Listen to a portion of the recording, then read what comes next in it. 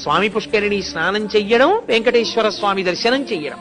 నేను ఎక్కడో ఏదో తీసుకున్నానండి ఒక చిన్న నివాస గృహం, అందులో స్నానం చేసి దర్శనానికి వెళ్ళిపోతున్నాను అంటే భగవంతుని యొక్క పరిపూర్ణానుగ్రహాన్ని పొందడానికి అవసరమైనటువంటి మూడిటిలో ఒకదాన్ని విడిచిపెట్టేసుకున్నట్టే.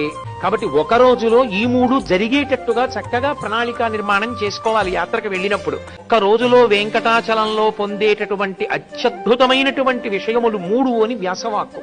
కాబట్టి మొట్టమొదటిది స్వామి పుష్కరిణి.